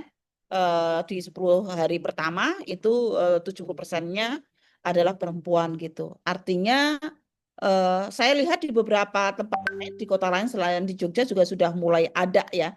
Walaupun juga ada tantangan-tantangan dari kelompok tertentu yang tidak setuju terkait dengan itu. Kalau saya mengajak berpikirnya begini sih, ya. Kalau kita masih mempunyai pemikiran suara perempuan itu aurat, sehingga dia tidak berhak untuk menjadi penceramah di depan laki-laki, apalagi saat bulan puasa, maka pada saat yang sama kita sedang berpikir laki-laki itu adalah orang yang lemah imannya, tidak mampu membedakan mana yang aurat dan pencerahan, sehingga kemudian seolah-olah apa yang membuat laki-laki itu imannya nggak kuat itu dihapuskan gitu. Jadi kalau saya yang laki-laki tersinggung loh. Kalau kemudian tidak membolehkan perempuan itu menjadi perempuan penceramah tarawih gara-gara alasannya dia sumber aurat atau sumber fitnah. Ya kan? Kenapa kalau saya laki-laki tersinggung berarti seolah-olah saya itu nggak bisa membedakan tuh mana yang pencerahan, mana yang aurat. Ya kan? Emang kalau sudah mendengarkan ceramahnya Bu Alim ingin memperkosa Bu Alim kan nggak juga. Ya kan? Laki-laki di sini hebat-hebat, apalagi nih ya Mas Latif ini kan luar biasa itu. Nggak ada lah pemikiran-pemikiran kayak gitu loh. Sehingga sebenarnya satu sisi itu merendahkan laki-laki loh. Kalau kita masih membatasi perempuan itu untuk menjadi perempuan penceramah ya pada bulan Ramadan itu saat tarawih gitu. Itu ya, sehingga ya memang ini butuh perjuangan ya. Harus kita suarakan terus-menerus nih gitu terkait dengan persoalan gitu. Oke. Nah, ini sebenarnya masih ada apa tadi ya? Ada pertanyaan-pertanyaan terkait dengan dari Kak Farah dan Kak Maulida juga ya, terkait dengan persoalan sanksi. Mungkin besok kita bahas karena besok kita gender dalam Islam akan membincangkan masalah sanksi dan juga muhrim ya. Tolong Mbak Farah dan Mbak Maulida ya dikit ya, kita lanjutkan dulu tentang feminisme dulu ya, karena besok itu kita bincangkan. Memang sih kadang-kadang kita pengen aja masuk langsung pada gender dalam Islam ya, karena itu fakta-fakta yang banyak di masyarakat kita gitu. Oke. Nah, ini pertanyaannya Mas Latif tadi ya, terkait gimana ya Prof strateginya gitu ya. Strateginya gimana nih? Nah, ini strategi feminis muslim itu mencoba untuk mencari titik temu antara nilai-nilai feminis dan nilai-nilai agama. Caranya apa? Pertama, dengan mengakui keberagaman. Pengalaman perempuan itu tidak selalu dapat diwakili oleh seorang perempuan. Misalnya nih, pengalaman berjilbab, ya, itu ada yang mengalami jilbab itu sebagai simbol penindasan karena dipaksa gitu. Tapi ada perempuan lain yang menganggap bahwa jilbab itu simbol kebebasan. Terserah tubuh mana saya saya ingin perlihatkan atau tidak, terserah saya kan begitu. Sesuai dengan bagaimana dia dibesarkannya. Kayak saya nyaman dengan menggunakan jilbab karena bagi saya ini adalah simbol kebebasan saya. Kenapa saya nyaman? Karena saya dibesarkan dari Islamic Studies, dari MI, MTS, PGAN, IAIN, ya kan, UIN, apalagi di Tarji, di Aisyah, ya saya nyaman dengan berjilbab ini. Sehingga bagi saya ini adalah simbol kebebasan. Tapi ada loh yang itu mempunyai pengalaman penindasan dengan pakai jilbab itu. Ya kan? Oke. Yang kedua adalah menggunakan strategi historik dan hermeneutik. Mencoba untuk mendapatkan what is the closest meaning, arti yang paling dekat yang diinginkan oleh Allah dan Rasulnya, maka kita penting untuk memahami asbabul nuzul maupun asbabul wurud dari teks yang sedang kita dalami. Dan membaca teks itu secara komprehensif. Tidak hanya satu teks lalu dia jalankan. Katakanlah nusus perempuan itu ada di An-Nisa 34, tapi ada loh nusus laki-laki. Ya kan? Yaitu An-Nisa 128 atau 129 kalau nggak salah ya. Misalnya. Atau mungkin ketika membaca ayat poligami jangan hanya An-Nisa ayat 3 aja.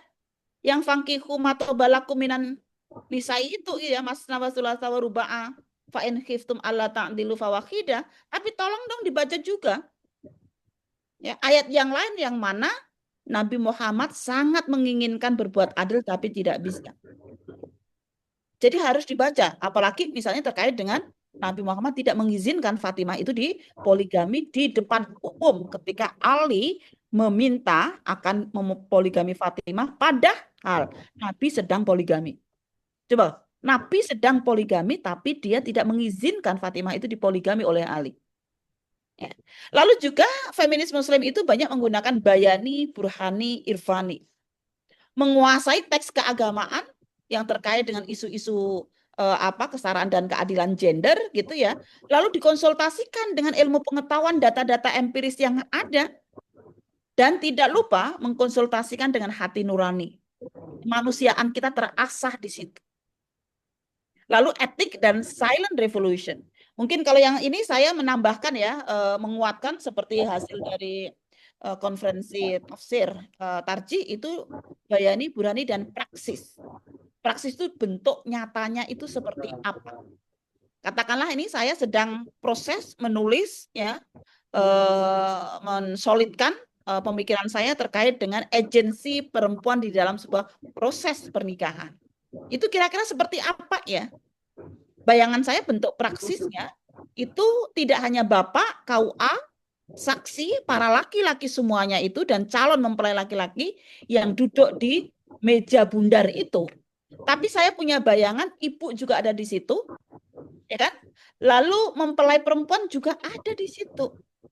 Sehingga tidak melihat prosesi pernikahan itu kayak men's world gitu loh. Ya. Tapi juga ada perempuan. Nah, ini yang saya ingin lakukan ini adalah praksisnya. Jadi bagaimana ide-ide yang ada itu ketika diwujudkan di dalam bentuk-bentuk realitas itu seperti apa.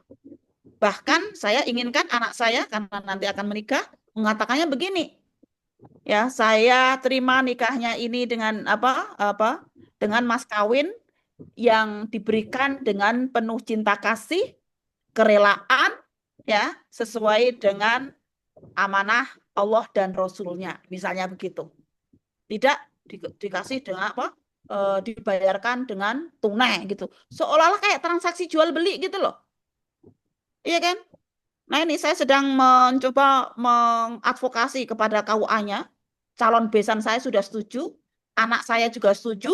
Nah sekarang yang perlu saya advokasi adalah KUA-nya dan saksinya. Supaya ketika mendengarkan tidak dibayar tunai tidak dengan kata-kata itu tetap sah gitu. Nah ini, jadi bayani, burhani, praksis gitu ya. Oke, yang terakhir adalah tentang etik silent ya. Ini Mbak Mauludia juga pengennya begitu ya nanti ya. Nanti kita video Mbak ya, kita viralkan gitu ya. Awang saya sudah mempelajari kok hadisnya itu nggak ada kata-kata yang harus dibayar tunai itu nggak ada. Ya, beda negara beda kata-katanya. Ya, ini saya studi bandingnya Indonesia, Cina dan ini ya dan apa itu di Tunisia di Saudi gitu dan mungkin nanti di Tunisia gitu. Oke, etik dan silent revolution. Kebaikan umum, kebaikan individu ya, kebahagiaan dan kemanfaatan ini menjadi pertimbangan para feminis muslim untuk melakukan gerakannya. Jadi bukan hanya kebaikan individu tapi juga kebaikan umum ya, kebahagiaan dan kemanfaatan. Lalu juga tidak melakukan judgement bagi yang tidak practicing. Misalnya begini nih, contoh sederhananya ya, terkait dengan etik ini ya. Kalau feminis muslim mereka praktis, yaitu maksudnya praktis itu juga sholat, juga puasa gitu ya. Tapi seandainya nih ada perempuan muslim yang dia tidak puasa, tidak sholat, dia para feminis muslim tidak akan keluar kata-kata, kamu kok nggak sholat masuk neraka loh. Tidak akan ada kata-kata begitu. Ya. Jadi tidak melakukan judgement kepada yang tidak practicing. Tetapi mungkin kelompok lain ya akan mengatakan kamu kok nggak sholat kamu masuk neraka ya gitu. Jadi ada judgement-nya.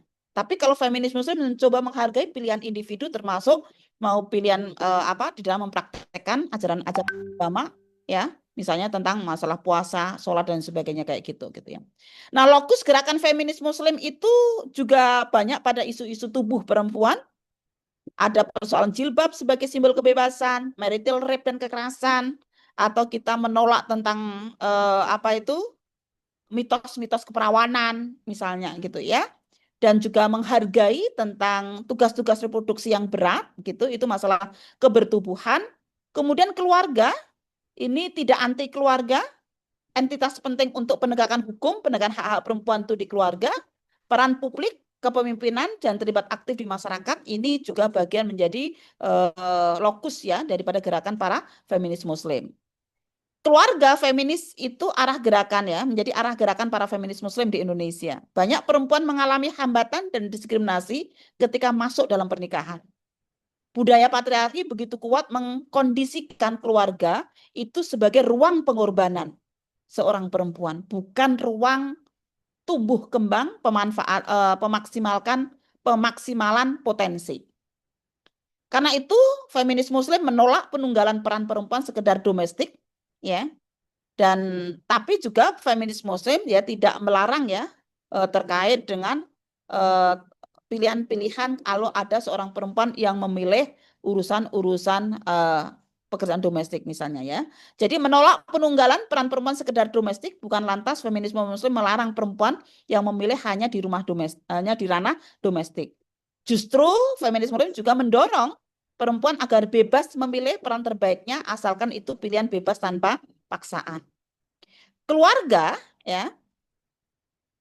Keluarga kalau kita lihat di dalam feminis muslim itu memampukan anggota keluarga. Allah hanya melihat kualitas diri masing-masing orang, baik laki-laki dan perempuan tanpa melihat latar belakang dan statusnya. Inna akramakum indallahi atqakum. Rasulullah menganjurkan pernikahan sebagai ruang yang semakin meningkatkan kualitas seseorang, bukan malah sebaliknya. Dengan pernikahan, seorang laki-laki yang tadinya hanya mampu bertanggung jawab pada dirinya bisa lebih berkualitas dengan mampu bertanggung jawab pada istrinya, anaknya, dan masyarakatnya. Demikian juga perempuan. Yang awalnya dia hanya tanggung jawab pada dirinya, dia juga bertanggung jawab terhadap bagaimana anggota keluarganya. Lalu tanggung jawab suami kepada istri adalah menghormatinya, menyayanginya, mendukung perkembangan dirinya, dan membantu kesulitan-kesulitannya. Demikian juga untuk istri. Dia akan menghormati, menyayangi, mendukung, membantu kesulitan suaminya. Keluarga feminis menolak semua bentuk kekerasan dan senantiasa mendukung pasangan yang tumbuh berkembang bersama dan dalam kebaikan.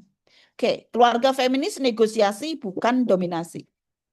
Pada saat bentrok, kebutuhan karir antara suami dengan istri, maka kompromi dan negosiasi yang dikedepankan bukan siapa yang harus mengalah.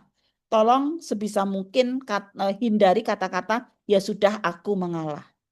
Itu kata yang membuat pasangan yang kita utamakan itu juga merasa nggak enak. Sudah kita merasa dikalahkan, yang kita prioritaskan juga merasa nggak enak gitu.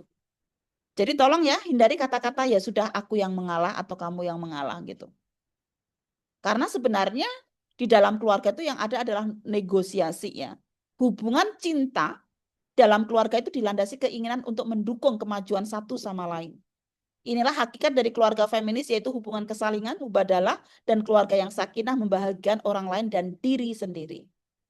Semangat keluarga feminis menghargai semua peran anggota keluarga sama pentingnya, mengimplementasikan kesalingan dan kesetaraan, mengedepankan negosiasi dan kompromi, bukan dominasi, serta fleksibilitas peran-peran laki-laki dan perempuan di dalam keluarga. Pekerjaan domestik dan pengasuhan adalah tanggung jawab orang tua, bukan hanya tanggung jawab ibu. Memang sih, tafsir-tafsir konservatif cenderung tidak mempedulikan kemajuan peran-peran ataupun juga pikiran istri ya. Tafsir konservatif terus-menerus menggaungkan bahwa perempuan yang terampil merawat anak dan menyepelekan tentang bagaimana keterlibatan laki-laki.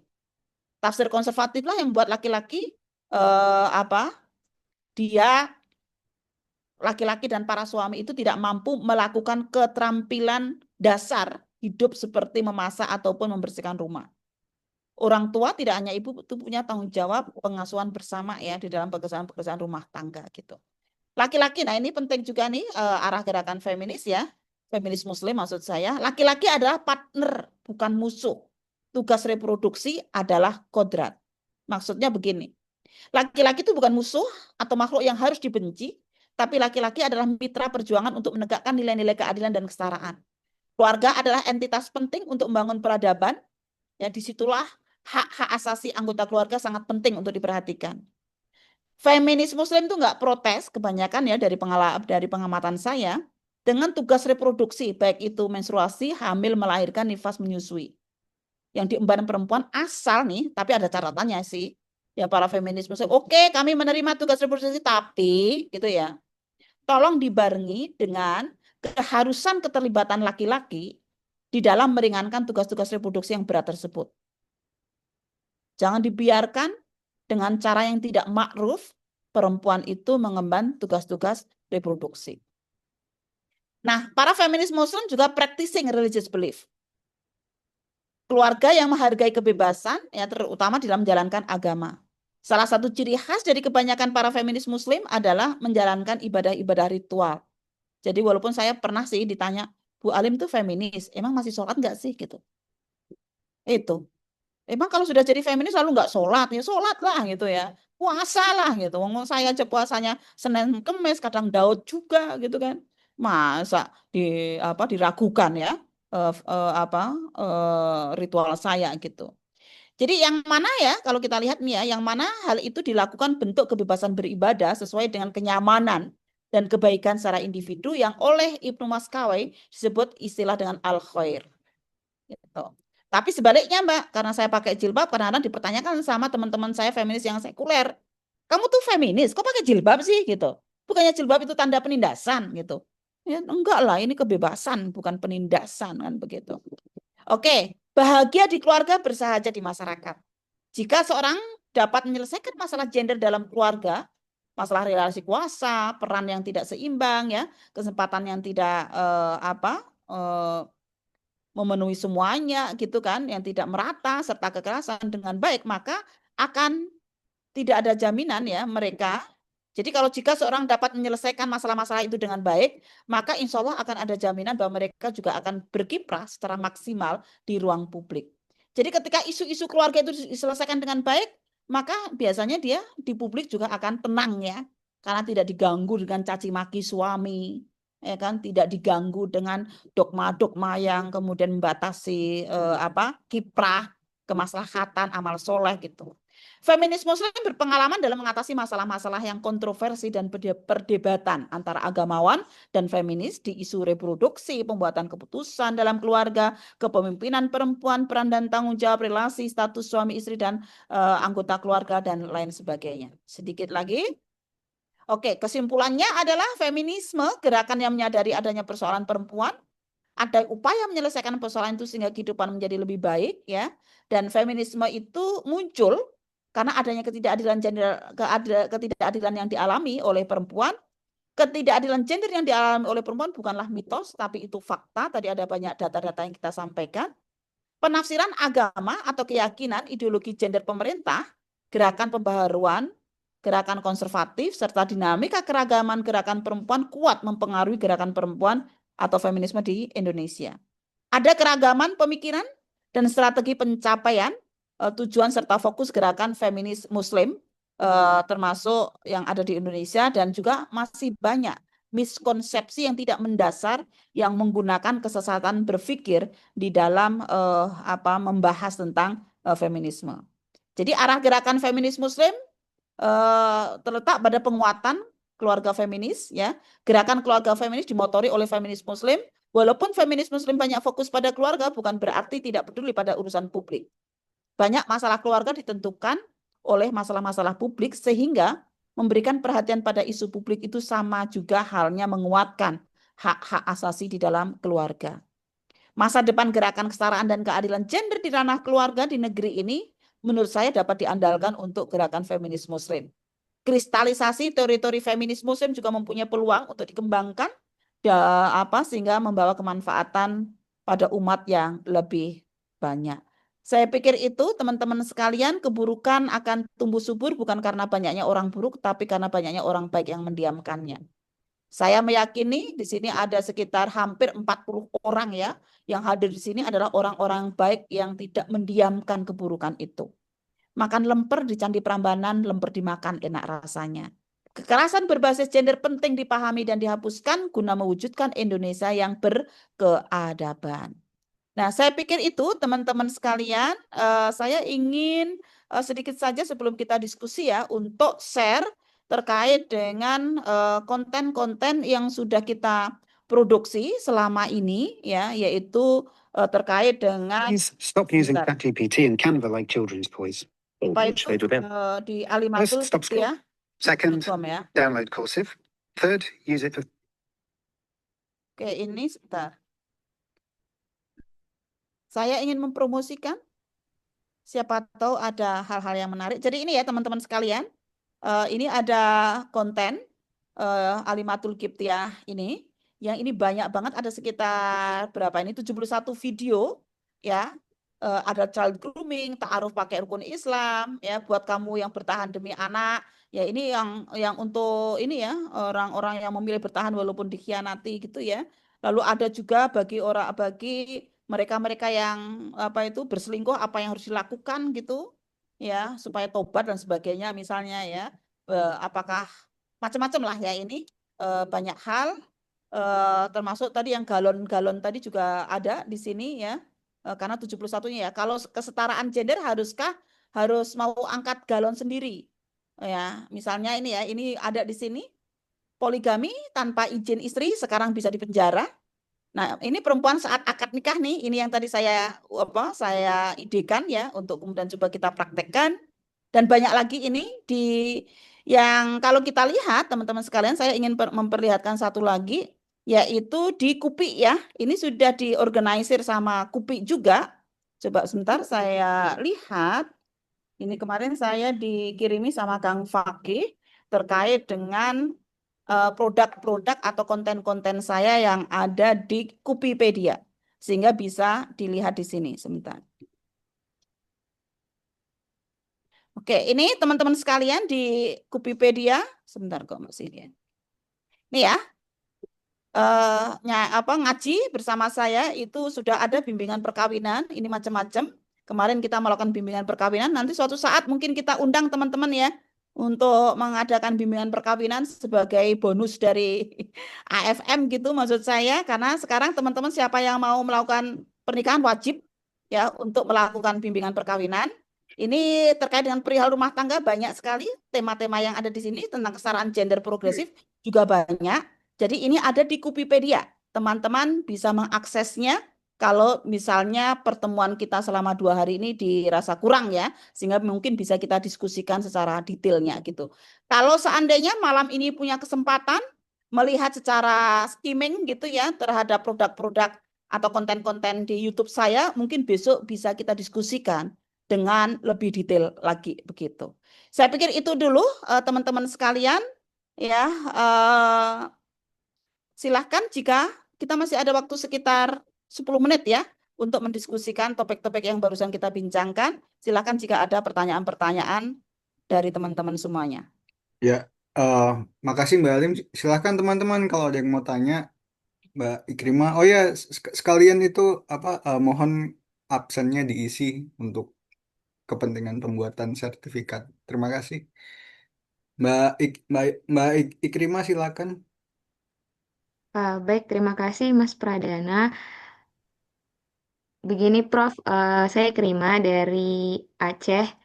Sebelumnya saya orang Denpasar, cuma saya lagi ada kerja di Aceh.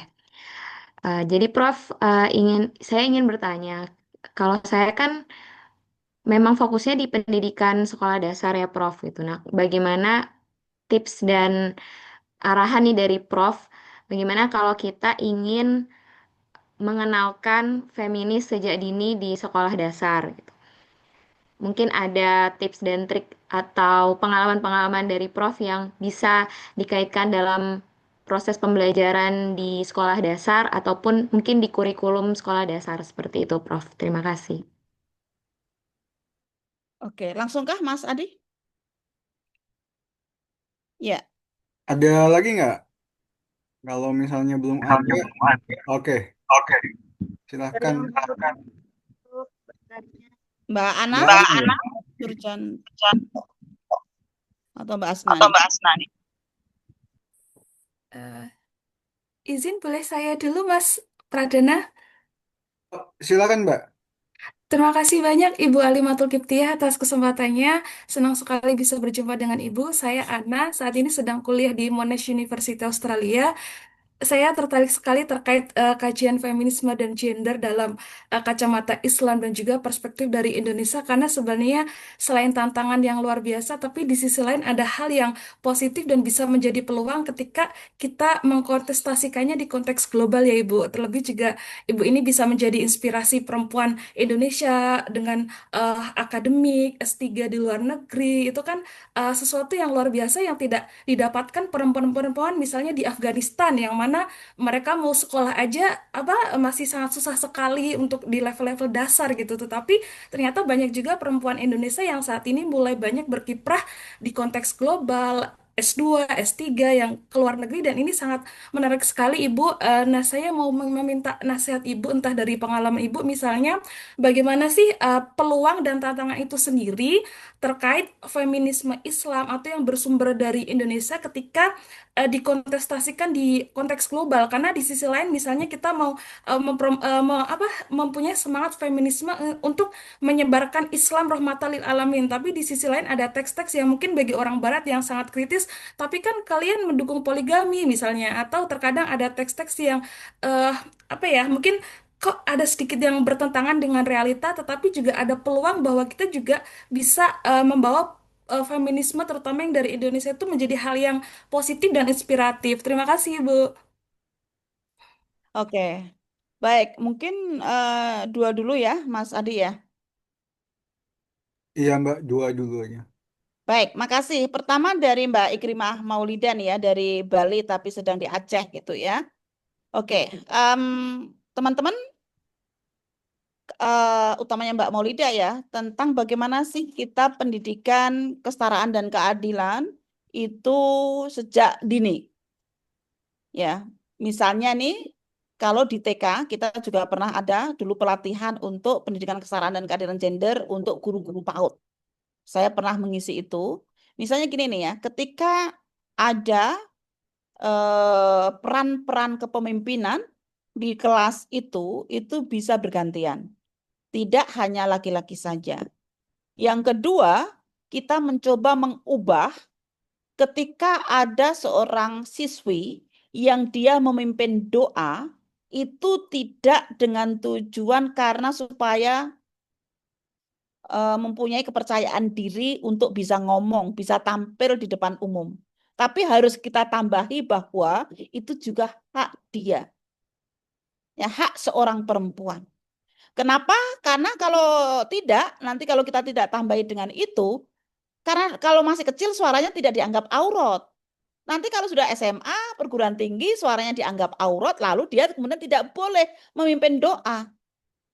Tapi kalau sejak kecil sudah ditanamkan bahwa kamu memimpin doa ini bukan hanya latihan supaya percaya diri, tapi ini adalah hak seorang perempuan juga untuk kemudian bisa berkiprah di area-area ritual. Lalu juga metode pembelajarannya itu diupayakan bukan metode kompetisi, tapi lebih metode kooperatif. Sebenarnya ini sudah saya tuliskan juga Mbak Maulida di Jurnal Perempuan Pedagogi Feminis ya. Itu pengalaman-pengalaman saya mengajar, itu sudah saya tuliskan di sana. Mungkin bisa dibaca tentang pedagogi feminis di Jurnal Perempuan.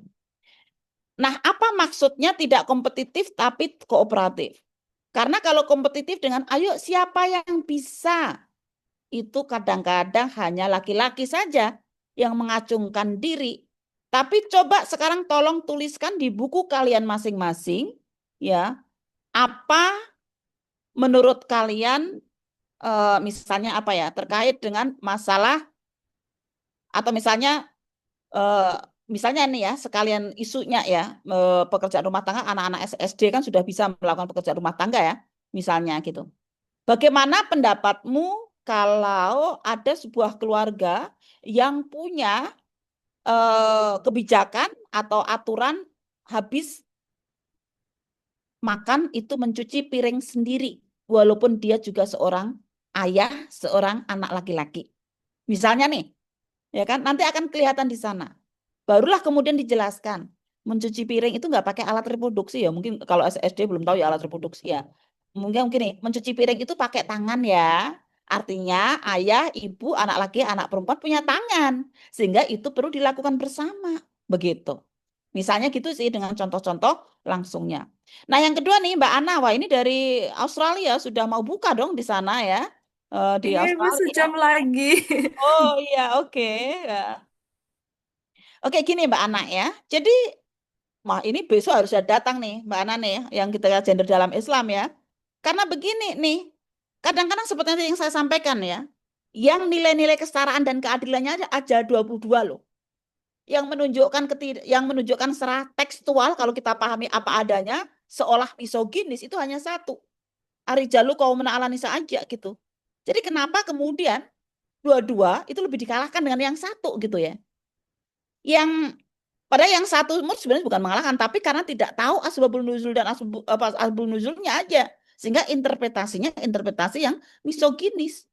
Jadi kalau saya, karena saya tidak menginterpretasikan yang misoginis, maka jadinya 23, semuanya pro terhadap kesetaraan dan keadilan dalam Al-Quran itu. Sehingga kalau ada pertanyaan, loh tapi kan ada itu. Ya, arijalu qaumuna ala nisa. Ada hadis itu yang seandainya boleh saya perintahkan makhluk itu, istri itu sujud pada suami. Misalnya, puasa sunnah itu izin suami. Nah, itu penting tuh. Kita bincangkan gender dalam Islam. Supaya penasaran, dengerin besok aja. Saya nggak akan mau bahas dulu tuh. Ya, terkait dengan persoalan itu tentang apa tadi hadis ya, dan juga tentang ayat-ayat Al-Quran yang seolah-olah tafsirannya bisa berdampak misoginis gitu ya. Nah, sehingga kalau saya sih sampai pada kesimpulan bahwa Islam itu sangat rahmatan lil alamin, sangat adil gender, karena apapun yang sering dipertanyakan, misalnya imam sholat perempuan bagi laki-laki dewasa, nabi itu laki-laki, itu sudah bisa dijelaskan oleh feminis muslim. Ingin tahu besok ya kita bahas. Sesuatu yang kadang-kadang untouchable, unthinkable gitu ya, itu besok kita bahas. Tolong, karena itu mudah-mudahan yang ada di sini ya, ini ada sekitar walaupun yang daftar 60 tapi yang ternyata hadir 35 ya. Mudah-mudahan ini adalah teman-teman yang benar-benar ingin mencoba memanfaatkan Ramadan ini dengan penuh makna dan mencoba untuk mengimplementasikan ya nilai-nilai kesetaraan dan keadilan demi kemaslahatan bersama. Nah, saya pikir itu teman-teman sekalian sudah jam 3, siapa tahu sudah mau buka yang di Papua gitu. Tapi sebelum berakhir, saya pengen dari 35 orang itu asalnya dari mana saja nih. Coba silahkan di chat ya. Siapa tahu ternyata saya ditinggal tidur ini ya. Sehingga mau ngechat asal aja nggak ada. Coba yuk, asalnya dari mana aja ini ya. Karena memang kita selama ini pakai Zoom ya. Oke, coba kita lihat Mas Adi, apakah sudah ada pemenangnya untuk hari ini yang akan dapat buku dari saya? Nanti kita umumkan besok ya siapa pemenangnya ya. Oke, dari Serpong, Sidrap, Sulsel, Aceh, Depok, Jogja, Jawa Timur. Wah, jangan-jangan ini kita 38 provinsi ada semua nih kan? Wah, oke. Oke, oh, tapi banyak Jogja juga ya. Wah, kalau banyak Jogja kayak gini berarti nanti kita hybrid aja nih Mas Adi ya. Kita hybrid sambil menjelang buka puasa gitu. Teman-teman, kalau hybrid kan teman-teman yang dari Australia atau negara lain juga masih bisa ya untuk mengikutinya ya. Oke, wah banyak banget. Ada dari Kudus, oke, Bandung, Surabaya, ya ini Makassar, oke ya, jadi banyak juga ya. Baik teman-teman sekalian, saya pikir itu saya sangat mengapresiasi antusiasme dan keseriusan teman-teman di dalam mengikuti wakaf keilmuan yang sudah kita lakukan, dan sekali lagi juga terima kasih kepada Alimat KUPI yang sudah mendukung program AFM Akademi Feminis Muslim ini, dan Mas Adi ya sebagai moderator penjaga gawang AFM ini. Kalau nggak ada Mas Adi nih yang selalu ngingat-ngingatin ini, Mbak Alim ada nggak ini bulan puasa, ada nggak sih gitu, ada nggak gitu ya, ini ya Mas Adi ini penjaga gawang nih untuk tetap adanya AFM gitu ya, Akademi Feminis Muslim ini. Kurang lebihnya mohon maaf, terima kasih teman-teman semuanya, semangkok berlian untuk kekasih, cukup sekian, terima kasih, sampai ketemu lagi besok jam 1 ya. Yang pada kepo-kepo pertanyaan, tolong besok juga ikut, teman-temannya tolong diajak juga ya. Nanti kalau pengen dapat sertifikat harus mendengarkan yang pertama ini ya, kalau baru ikutnya besok gitu. Kurang lebihnya mohon maaf, terima kasih. Assalamualaikum warahmatullahi wabarakatuh. Saya kembalikan waktu kepada Mas Adi. Yuk. Makasih Mbak Alim, makasih teman-teman semua. Sampai ketemu besok. Sampai semoga puasa hari ini lancar. Jangan ngopi-ngopi sambil nunggu buka ya. Sampai ketemu besok teman-teman. Assalamualaikum warahmatullahi wabarakatuh. Waalaikumsalam warahmatullahi wabarakatuh. Terima kasih semuanya.